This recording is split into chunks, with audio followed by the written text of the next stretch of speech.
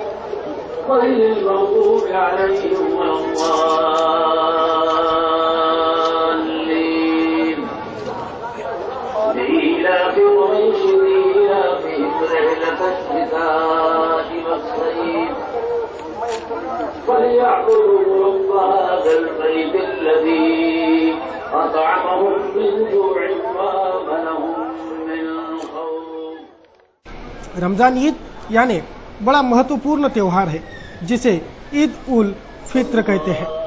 ईद उल फित्र को सामूहिक रूप से मनाया जाता है। चाहे कोई किसी रंग या नस्ल के हो, कोई भी भाषा बोलते हो, दुनिया के किसी भी क्षेत्र में रहते हो, किसी काबिले या खानदान से संबंध रखते हो और चाहे किसी भी हैसियत के हो, सभी मुसलमान बिना किसी भेदभाव के सामूहिकता की भावना के साथ इस त्योहार को मनाते हैं। इस त्योहार को मनाने का तरीका भी तमाम मुसलमानों का एक ही है। ईद उल फित्र का मुबारक दिन रमजान के पूरे एक माह के रोजे रखने के बाद आता है। इसे त्याग और तपस्या के बाद आने वाला मुबारक दिन कहा जा सकता है।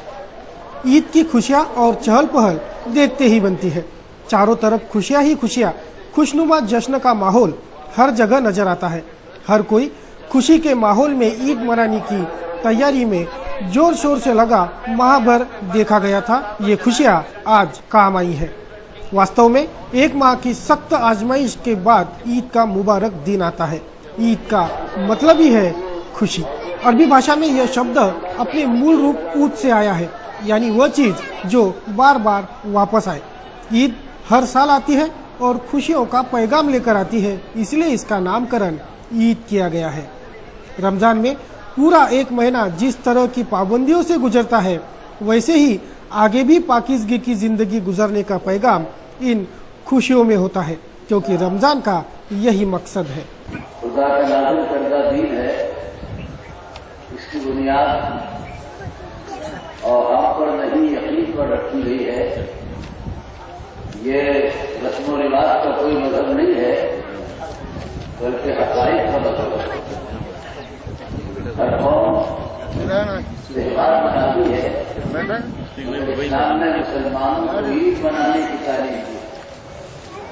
त्योहार में और ईद में फर्क है। त्योहार तो मसरत का नाम है और ईद इबादत का नाम है।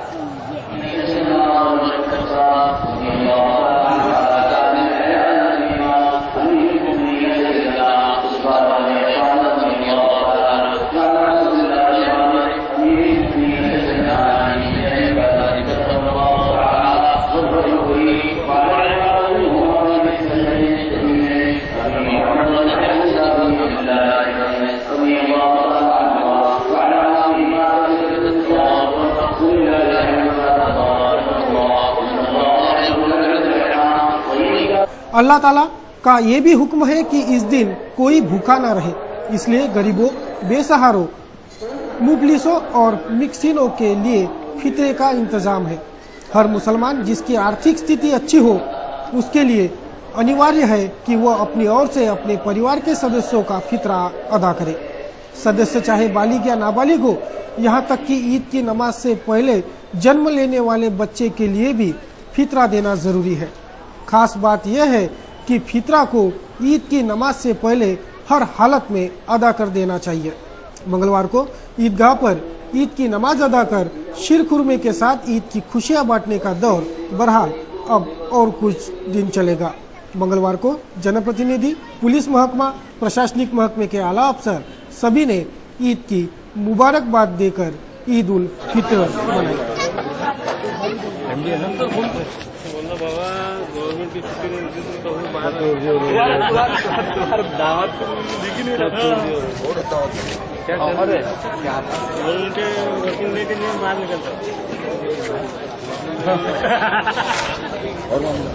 और लगाता हूँ साहब आपको।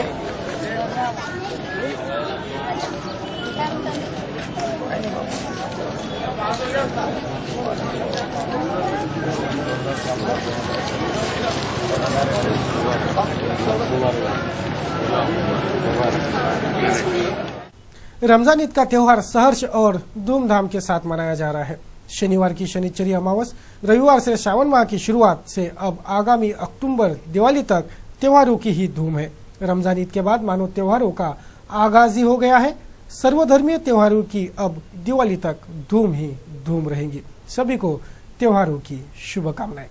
चलिए रुक करते हैं अगली खबर का। शहर का डफरीन अस्पताल आए दिन विवादों में होता है। कारण है डफरीन अस्पताल का लापरवाह व्यवस्थापन।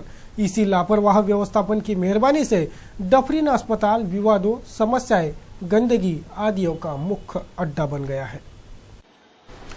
जिला स्तरीय अस्पताल डफरीन।